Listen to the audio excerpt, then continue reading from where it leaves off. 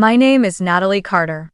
I'm 24 years old, and today is my graduation day in computer science at the University of Texas. A day I spent 4 years studying and working tirelessly to achieve. But in the moment I thought my family would hug me in celebration, all I received was a used laptop with a scratched keyboard and a worn-out battery that barely held a charge. My mother said, "It's good enough for office work." Then, they left the ceremony early to get home and prepare for my sister's graduation. 1 month later, in our backyard, surrounded by confetti and cheers, I watched my twin sister Nicole wearing a white dress, live streaming her graduation gift, a brand new BMW with a red ribbon wrapped around it, the keys handed to her along with the praise. Nicole is the future of this family. 2 sisters, born on the same day, under the same roof, yet living in 2 completely different worlds. Have you ever experienced such painful favoritism in your own home? Share your story and let me know where you're watching this from in the comments below so I know I'm not alone. Nicole and I were born on the same day, at the same hour, just 7 minutes apart. But it seems that from the moment we opened our eyes to the world, we were set on 2 completely different paths. My mother said I screamed the moment I was born, my eyes wide open as if I wanted to take in everything around me, while Nicole gently gripped her mother's finger, quiet and more fragile. Maybe from that moment, my parents decided I was the strong and independent one, and Nicole was the one who needed protection. That label followed me through my entire childhood, slowly becoming an invisible wall that divided everything between us. When we were little, I often wore Nicole's hand-me-down clothes from the previous season, while Nicole always had brand new outfits. If I asked why, my mother would smile and say, "You can pull off anything, but Nicole needs to look a bit more polished." By high school, the differences became impossible to ignore. Nicole got the latest iPhone the moment it came out, while I used my father's old Android phone with a scratched case. The first time I voiced my feelings about the unfairness, my dad just patted my head and said, "You're smart, you don't need things like that to fit in. Nicole is different, she needs it so she won't fall behind her friends." And so, "You're stronger, Nicole needs us more," became the go-to line every time I questioned the imbalance. Nicole wasn't necessarily a mean person, but she grew up wrapped in privilege, and everything came easily to her. She was used to people revolving around her friends, family, everyone, and probably never thought about having to earn it. While Nicole was busy with parties, picnics, or planning her summer vacation in Europe funded by our parents, I stayed in my room, teaching myself to code from free YouTube tutorials. I remember the summer when I was 15. Nicole was sent to a summer camp in Italy for 2 weeks to broaden her horizons while I worked as a waitress at the cafe on the corner, saving every dollar I could to buy an old computer just powerful enough to run programming software. The one time I asked to join an international summer program, my mother simply said, "You don't need it, you can learn on your own. Let's save the money so Nicole can have a once-in-a-lifetime experience." In the final years of high school, the gap between us became even clearer. Nicole had her own car the moment she was old enough to drive a cream-colored Mini Cooper that Dad bought so she could get to school more safely. I rode my bike for 20 minutes or took the bus for nearly an hour. My parents would say, "You can handle yourself anywhere, Nicole isn't used to that." That line was repeated so often I could recite it by heart, but that didn't make it any easier to hear. I still remember the damp chill of drizzly days, my clothes clinging to my skin after biking home, while Nicole drove past, rolling down her window to wave at me. I didn't always feel bitter, but the sense of born together, under different skies lingered like a splinter under my skin. When we got to college, Nicole chose communications, a lighter field with plenty of time for social activities. She joined the student council, hosted events, and spent many evenings at bars or out with friends. I chose computer science, fully aware it would be a long, pressure-filled journey, but it was what I loved. I studied while working part-time at the university library's IT department, and at night I took on freelance projects to cover rent and living expenses. While Nicole's tuition and apartment near campus were fully paid for by our parents, I had to rely on scholarships and part-time jobs. More than once, I passed by Nicole's apartment and saw her fridge packed with food, while mine sat nearly empty except for a few packets of instant noodles. If anyone asked my parents about it, they would say, "Natalie doesn't need us to support her, she takes care of herself better than anyone." I won't deny that independence made me grow up faster, but it also taught me a bitter truth. In my family, fairness wasn't about giving equally, it was about who they thought needed more. And that need was never mine. I've lost count of how many times I swallowed the feeling of being left behind, trying not to let it turn into envy. But the images stacked up over the years. Nicole walking into a boutique to pick out a new dress while I carefully altered an old one. Nicole holding plane tickets for a summer trip while I worked late into the night. Nicole posting photos in a new car while I biked through the rain. All of it left me feeling like my twin sister and I didn't truly live under the same roof, but in two parallel worlds, one of abundance and one of you're on your own. By my second year of college, when I could fully cover my tuition with scholarships and work, I began to realize that the gap wasn't about resources, it was about my parents' choices. They chose to invest in Nicole, believing she would somehow represent the family, while I was simply expected to take care of myself. It hurt, but it also made me tougher. I slowly learned not to expect what I knew would never come, and instead, I focused on building my own path. Still, even as I tried to let go, that feeling of born together, under different skies clung to me, quietly shaping the way I saw everything, especially my own family. It was exactly that feeling which, later on, as I stood in the backyard watching Nicole receive a brand new BMW from our parents, became the spark. Not because I wanted the car, but because I knew that for 24 years, the scale had never shifted and if I didn't do something, it never would. My graduation day came on an early May morning, the Texas sky clear and blue, but the sun already blazing. The Frank Irwin Center, with its familiar domed roof, was draped in flags and banners, students in black gowns and square caps streaming toward the entrance. I remember standing at the doorway, taking a deep breath to steady myself, caught between excitement and nerves.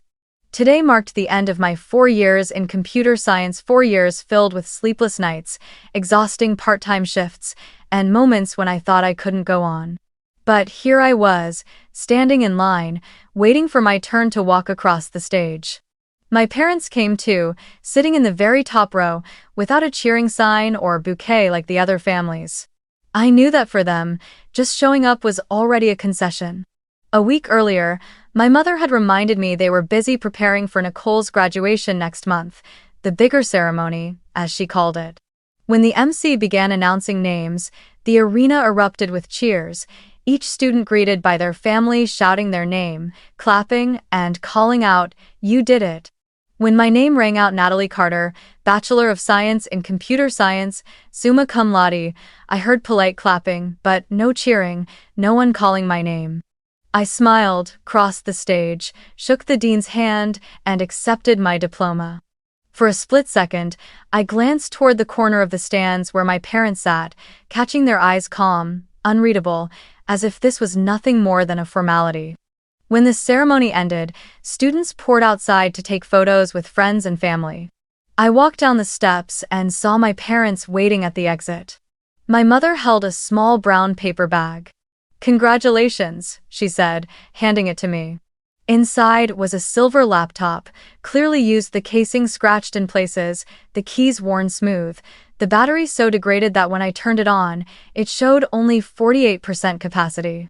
"Good enough for office work," she said lightly, though she knew I was about to start at a tech company where computer performance wasn't a trivial matter. My father nodded, adding, "Do your best." Before immediately switching topics, how Nicole was busy preparing her speech, how she had her graduation photos taken yesterday, and they looked beautiful. How her ceremony was sure to be more spectacular. I stood there holding the laptop, feeling as though my 4 years of effort had been summed up in a single token they bought just to check a box. When they finished talking, I asked if we could take a picture to mark the occasion. My mother said maybe another time, she had to get home quickly to arrange more tables and chairs for Nicole's party. We parted ways in the parking lot, and I watched them drive off, their sleek black SUV disappearing behind the trees. I turned toward a small cafe a few blocks from the center, the place I often went to study when I needed quiet. The shop was nearly empty, golden lights streaming through the windows, the rich scent of roasted coffee in the air. I chose a corner table, opened the laptop, and watched as the screen flickered for a few seconds before starting up, the fan whirring softly like a weary sigh. I stared at the display, catching my reflection, my smile carefully composed, but my eyes betraying a disappointment I couldn't hide. I pulled out my phone, opened my messages, and typed to Sam, my best friend since freshman year. Twins, but it's like we live in two different worlds. Sam replied almost instantly. I know you don't need gifts to prove anything, but they're seriously so biased. I stared at the message and gave a faint smile.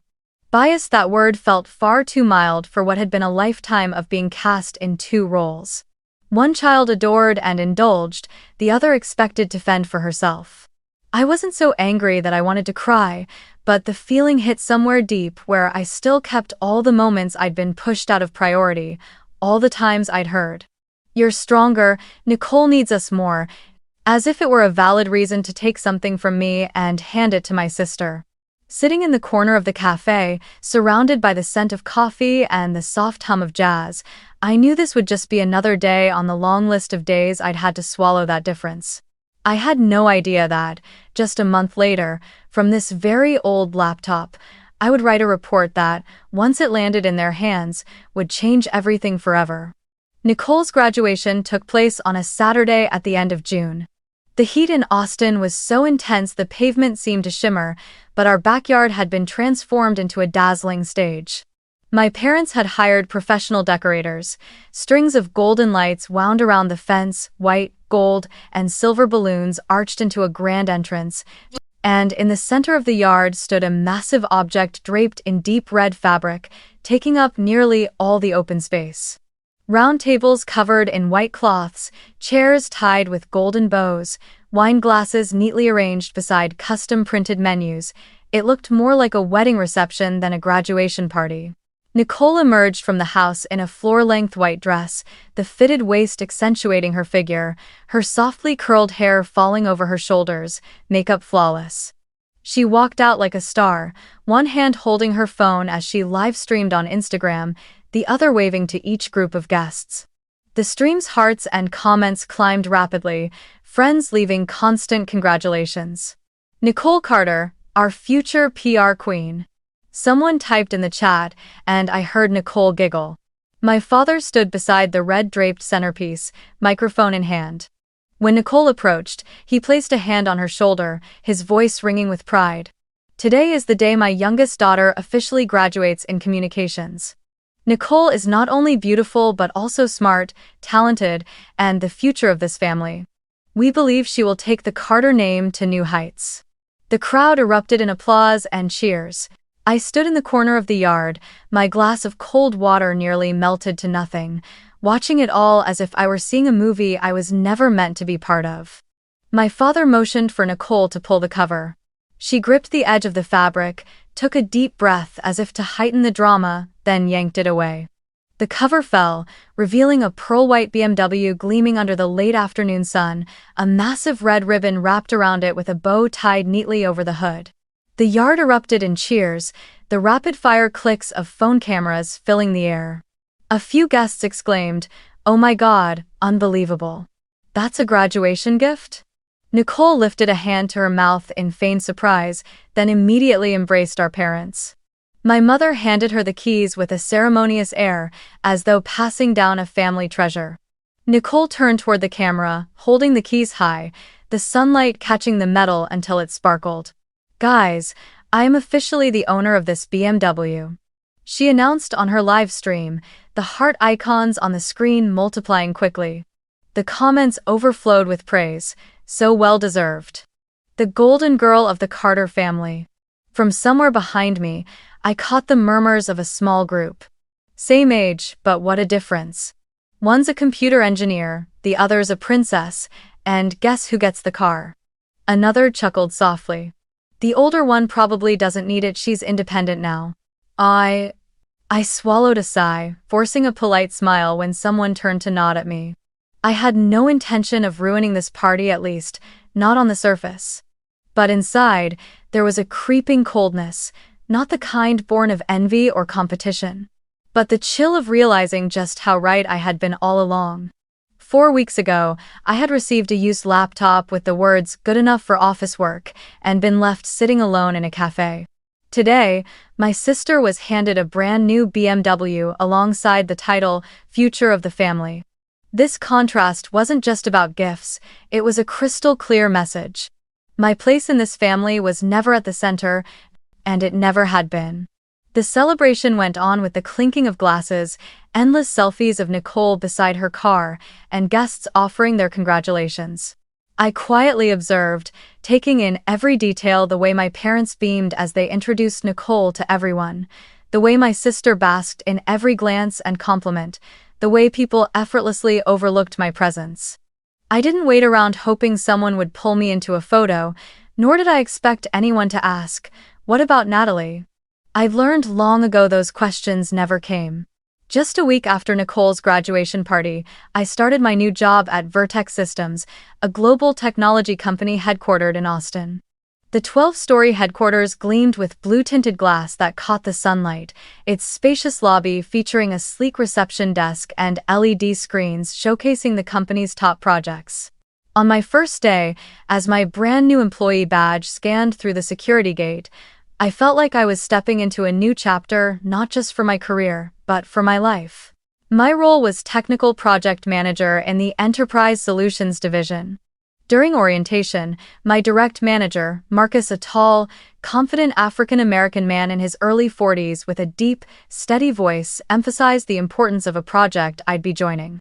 Vertex had just renewed its strategic partnership with BMW North America, taking on responsibility for developing and maintaining the management and security system for VIP customer data.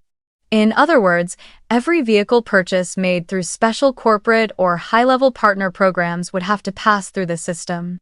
In my very first week, I was granted access to the GSM portal, a secure system that only a handful of key employees could enter. This portal stored all data related to transactions, from buyer profiles, vehicle identification numbers, and payment methods to registration status. It was a highly sophisticated system where every action was logged and every query left a trace. Marcus explained, "Natalie, you'll be responsible for cross-checking the data on transactions under the Employee Purchase Program." This program was designed by BMW to reward those who've made significant contributions, but that also makes it prone to abuse. Your job is to make sure every record is legitimate. I took on the task with absolute focus. In the first few days, I reviewed dozens of files daily, cars delivered to senior executives, top engineers, and occasionally their eligible relatives. Everything seemed routine until one Wednesday afternoon, when a familiar VIN appeared on my screen. My eyes moved to the model column BMW 3 Series, pearl white, delivered in Austin, Texas, less than 2 weeks ago. My chest tightened as I scrolled to the owner name field. The name that appeared made me instantly sit up straight. Richard Carter, my father's name. I kept reading and saw the relation to employee field. Friend of former employee. In the employee ID column was a number I recognized from the company's disciplinary records, a former employee who had been terminated last year for fraud in the purchase program.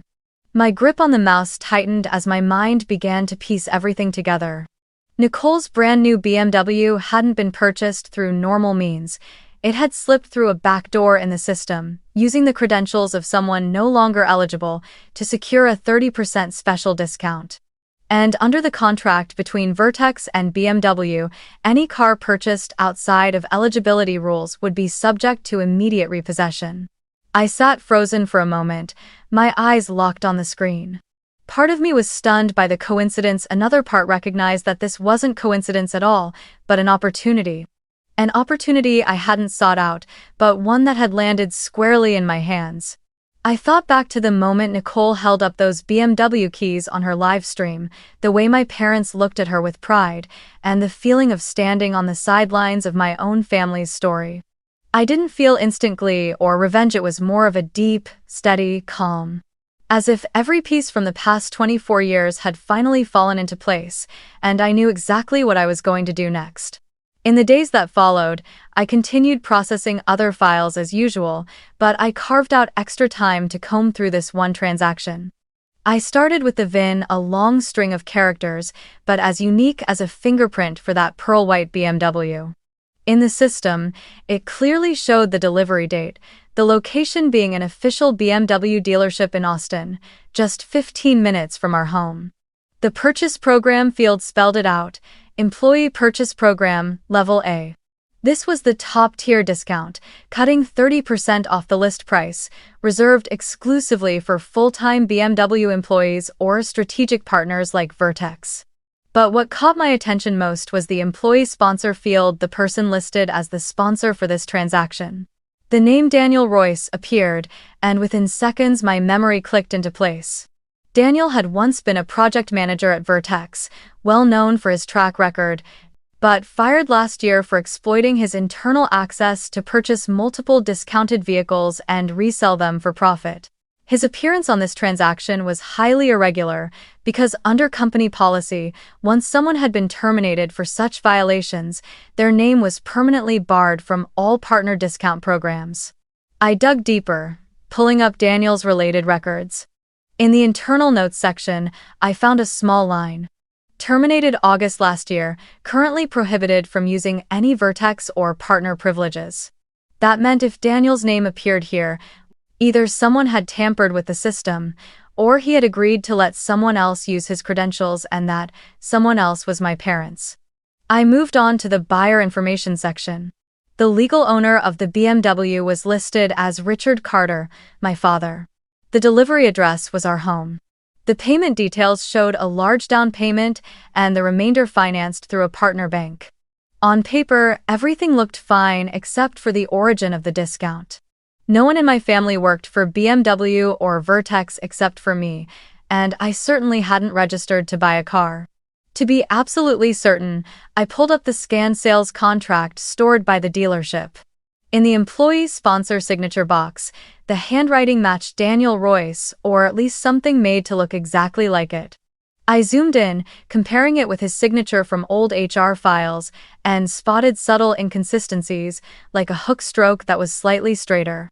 That made me suspect this wasn't a live signature at all, but a reused scan from an older document. If that was true, it wasn't just a case of abusing the employee discount, it was also document fraud, a violation serious enough for BMW to demand immediate repossession of the vehicle. I saved every piece of evidence. System screenshots, the contract file, the transaction access logs. Each file was clearly labeled with the date and time. It wasn't that I didn't trust the company to investigate thoroughly, but I wanted to have the complete case in my own hands, just in case things turned personal. The rules between BMW and Vertex were strict. Any transaction that violated the discount eligibility conditions would result in the vehicle being repossessed within 14 days of discovery.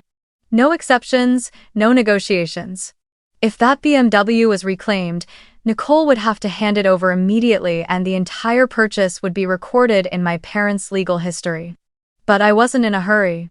I knew that acting too soon would strip the moment of its weight. If I moved immediately, my parents would think I was lashing out over the used laptop, turning this into a petty act of revenge. They'd twist the story until I became the ungrateful child in their version of events. I needed to wait for a moment when it would look as though everything was entirely out of my hands, when it would seem like nothing more than the natural consequence of their own actions. So I waited. I kept going to work, having lunch with colleagues, answering my mother's casual texts like, "Nicole's got a photo shoot with her new car this week, it's gorgeous."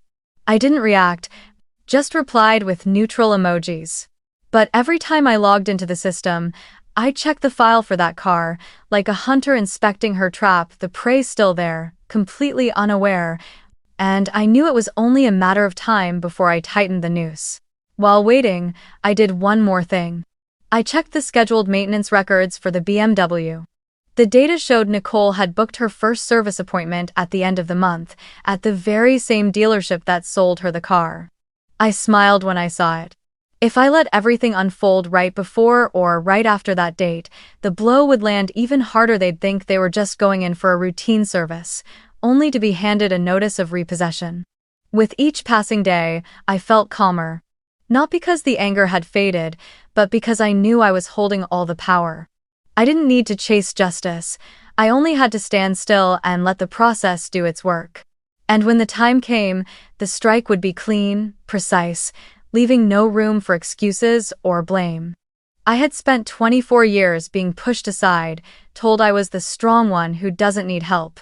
Now, with a single well-timed click, I would show them that even the strong one knows how to protect her boundaries and, when necessary, how to reclaim what has always belonged to no one but fairness itself.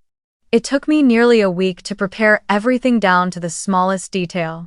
Every file of evidence was organized into a single folder.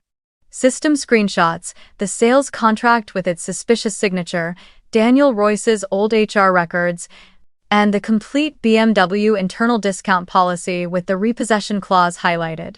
Each document was clearly named and numbered so that anyone opening the folder could follow the story from start to finish. I wasn't going to leave a single gap my parents or Nicole could use to claim it was all some kind of misunderstanding. When everything was ready, I drafted a short, concise report using formal, objective language. This vehicle purchase was conducted under the name of an employee no longer eligible for the employee discount program. The file and signature show signs of reusing old documentation. We recommend the legal department verify and process this matter in accordance with the contractual terms agreed upon with BMW. I read it 3 times, ensuring not a single line betrayed any personal feeling, then hit send to the legal department's shared email and CC'd Marcus, my direct manager. After that, I went about my daily work as though nothing unusual had happened. But in my mind, an invisible clock had begun to count down. I knew the legal department wouldn't drag their feet. This process was standardized, verification to formal notice to vehicle repossession. The only question was when they would send the notice. About a week later, on a Monday morning, I had just set my coffee down on my desk when a notification popped up on my screen. An email from the legal department, subject line, Notice of Vehicle Return, Policy Violation. I opened it and read every word carefully. The message was direct and unambiguous. We have verified that the BMW 3 Series, bin 30-, was purchased through the Employee Purchase Program using the information of an individual no longer eligible. In accordance with the partnership terms between BMW and Vertex Systems, the customer has 7 days to return the vehicle to the delivering BMW dealership.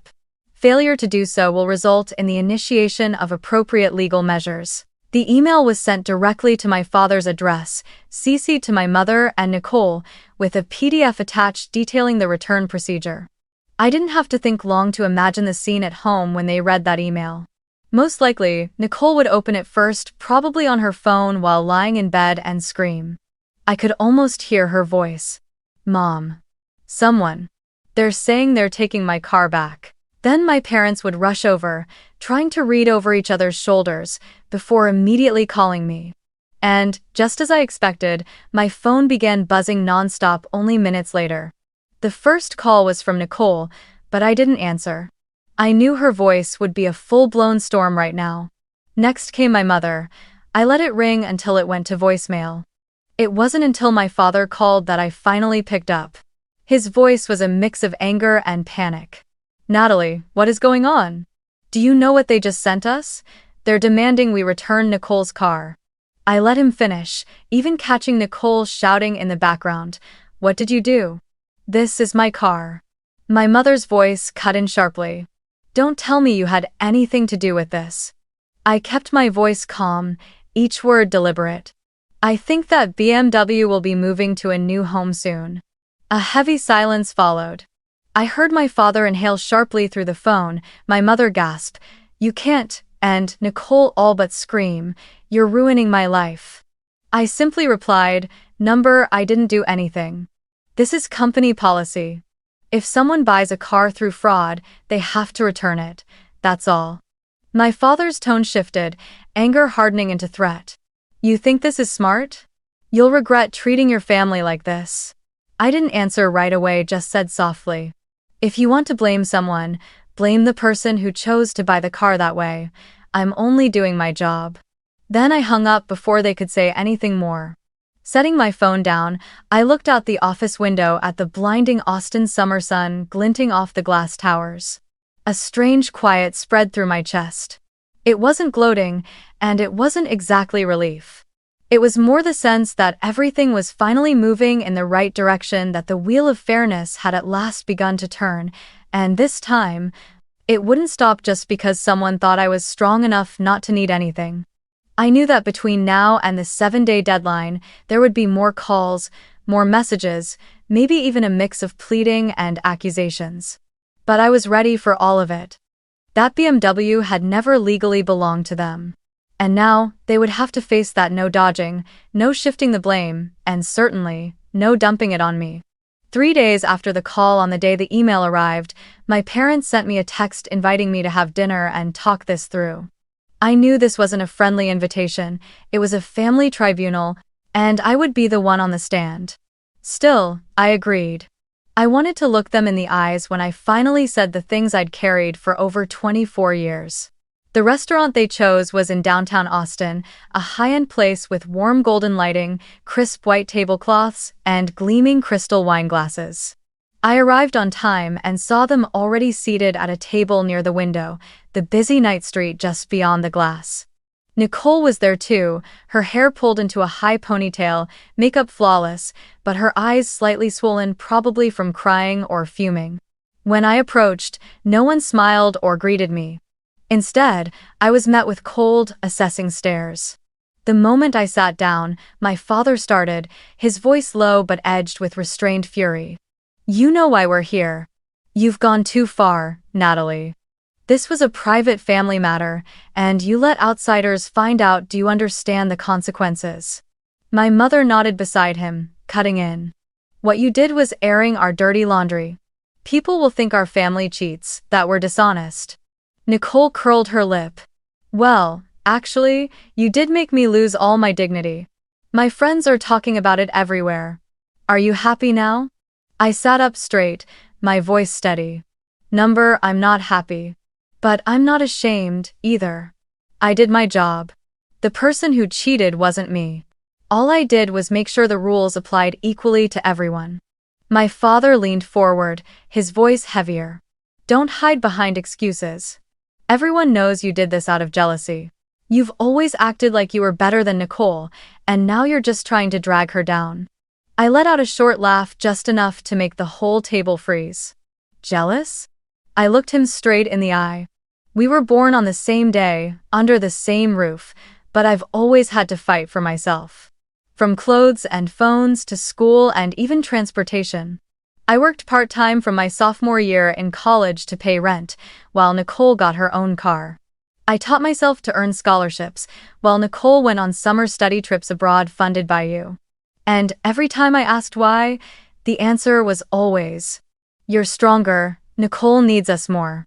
Today, all I'm asking for is fairness. My mother moved as if to cut in, but I held up a hand to stop her. My voice was no longer calm, it was firm. Fairness isn't something you divide by giving more to whoever you think is weaker and leaving the stronger to fend for themselves. Fairness means the rules apply the same to everyone. That BMW was purchased through fraud, and anyone would have to return it. If the buyer wasn't Dad, but some stranger, how would you feel if the company looked the other way? That would be favoritism. Nicole tilted her chin. You could have just let this go. It's just a car. I looked at her and gave a tired smile. It's just a car to you, but it's a principle to me. And it's exactly because people keep thinking it's just that some get to bend the rules while others carry all the weight. The air at the table thickened. I saw my father's hand tighten around his glass, my mother staring out the window as if to avoid the conversation. Nicole crossed her arms, lips pressed into a thin line. I knew I had touched a truth they didn't want to hear, that this wasn't about a car at all, but about an entire system of favoritism and neglect that had existed for over 2 decades. My father sighed, trying to soften his tone. We're family. Sometimes you have to let things go. I answered without hesitation. I've been letting things go my whole life with this family. But letting go doesn't mean turning a blind eye. Letting go doesn't mean enabling what's wrong. Family is where fairness should begin, not where it gets twisted. I set my napkin down on the table and stood. If following the rules means airing the family's dirty laundry, then maybe we don't share the same definition of family. I don't hate anyone, but I won't go back to the place where I'm expected to stay silent and endure. Picking up my bag, I looked at each of them in turn. I'll say just one thing starting today: I'm not stepping back into the old cycle. No one spoke. My father stared down at the table, my mother kept her gaze fixed on the window, and Nicole turned her face away. I turned my back and walked out of the restaurant. The glass door shut behind me, the noise of the night street spilling in and mixing with the sound of my footsteps on the stone pavement. Behind me, that table remained silent, and I knew that silence wasn't agreement. It was the realization, for the first time, that they could no longer control me. 4 days after that night at the restaurant, the moment I had known was inevitable finally arrived. That morning, just as I sat down at my desk in the office, my phone buzzed with a notification from the security camera positioned in front of my parents' house. I didn't usually review footage from that camera, but today, the alert with the title "Motion Detected, Front Driveway" made me open it immediately. On the screen, a small white truck bearing the BMW Certified Service logo slowly pulled into the driveway. 2 uniformed employees stepped out, one holding a clipboard, the other wearing gloves, walking straight toward the pearl-white BMW parked in the shade of a tree. I zoomed in on the frame. The morning sunlight glinted off its glossy paint, but the license plate protector had already been removed, ready for the repossession process. The front door opened, and Nicole appeared hair messy, wearing pink pajamas. She threw her hands up in protest, her voice high-pitched. Even without sound from the camera, I could clearly imagine every word. "This is my car, no one has the right to take it." One of the employees pointed to the papers on the clipboard, flipped a page, and calmly explained something. My father emerged behind Nicole, his face flushed red. He held a phone to his ear, speaking sharply while pointing toward the street, probably calling someone at the dealership to fix the situation. But the 2 BMW employees remained polite and firm, continuing their work without pause. In less than 10 minutes, the BMW's engine was started, it rolled up the incline, and was secured neatly onto the transport truck. The clink of the wheel locks echoed like a period at the end of a long sentence, a final end to the performance my family had staged. Nicole stood frozen for a few seconds, then turned back inside, slamming the door. My parents didn't walk the employees out. An hour later, I saw Nicole post a Facebook status, white text on a black background. "It's sad when someone in your own family deliberately destroys your happiness. But karma will come soon enough." The post quickly gained dozens of hearts from her friends, along with comments like, "Who would do that?" and "Oh my God, that's awful." I scrolled past without reacting, without explaining. A few mutual friends messaged me asking, "What happened?" I replied with just one sentence: "That car didn't belong to her." My parents, meanwhile, went completely silent. New texts, new calls, new emails. I figured they needed time to rewrite the story into a version they could live with. Maybe the company misunderstood us, or someone set us up, anything but admitting they had chosen to cheat. That silence stretched on for weeks, and surprisingly, I felt no urge to fill it. In fact, I felt lighter.